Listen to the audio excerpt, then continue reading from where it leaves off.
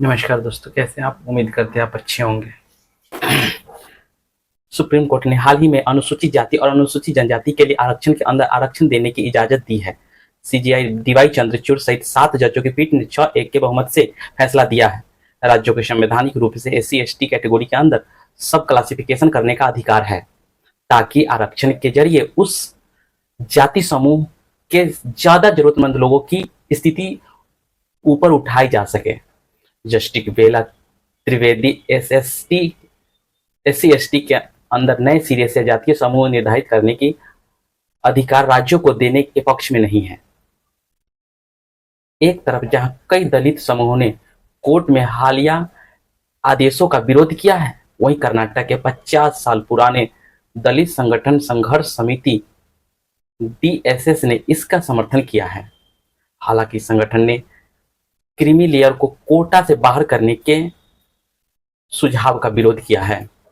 DSS का नेतृत्व मुख्य रूप से दलित दक्षिणपंथी होलिया द्वारा किया जाता है, जिन्होंने वामपंथी या मीडिया की तुलना में जातिगत स्पेक्ट्रम में उच्च माना जाता है और आर्थिक व राजनीतिक रूप से अधिक उन्नत माना जाता है। कई दलित संगठनों ने किया सब क्लासिफिकेशन का विरोध। जिन दलित संगठनों ने सब क्लासिफिकेशन का विरोध किया है, उनमें महाराष्ट्र के प्रकाश अंबेडकर के नेतृत्व वाली वंचित बहुजन अगाड़ी और उत्तर प्रदेश में चंद्रशेखर आजाद समाज पार्टी काशीराम शामिल हैं। कई विरोधियों को डर है कि इस कदम से एससी/एसटी के भीतर विभाजन पैदा हो जाएगा और संगठित तौर पर उसकी ताकत कमजोर हो जाएगी।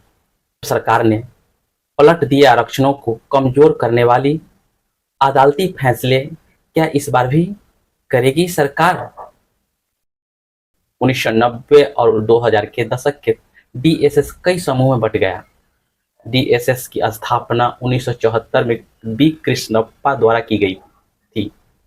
डीएसएस के संस्थापक सदस्यों में से एक इंद्रधारा होंगापुरा ने द इंडिया एक्सप्रेस को बताया, जो उत्पीड़ित है और इसलिए विभिन्न पृष्ठभूमि के लोगों को आकर्षित करता है।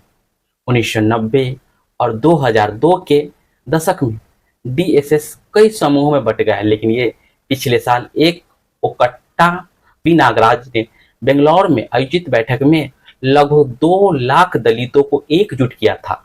द नेशनल एक्सप्रेस को बताया, हम सब क्लासिफिकेशन का समर्थन करते हैं क्योंकि आरक्षण जनसंख्या के आधार पर होना चाहिए। दलितों में उपसमूह कम उन्नत है और उन्हें उचित आरक्षण की आवश्यकता है।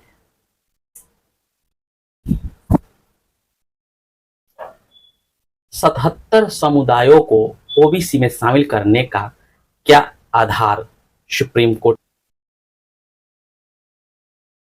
क्रीमी लेयर को आरक्षण से बाहर करने का विरोध।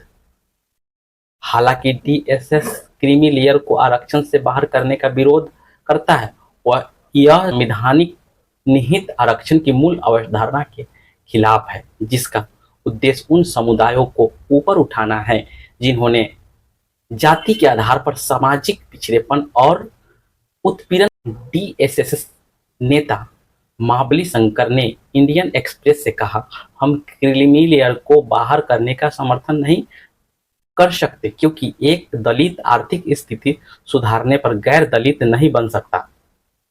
सभी दलितों को उनकी आर्थिक पृष्ठभूमि की परवाह किए बिना आरक्षण का अधिकार होना चाहिए। हालांकि सब क्लासिफिकेशन सामाजिक न्याय के लिए आवश्यक है। दलित अभी भी अन्य प्रमुख जातियों द्वारा उत्पीड़न के शिकार। नागराज ने कहा, ऐसा कोई सबूत नहीं है जो यह साबित करता है जो कि आर्थिक स्वतंत्रता के साथ दलितों की सामाजिक स्थिति बदलती है। उन्होंने कहा, जो दलित जाति पदानुक्रम में ऊंचे मानी जाती हैं, वे अभी भी अन्य प्रमुख जातियों द्वारा उत्पीड़ित होते हैं। एससी/एसटी आरक्षण।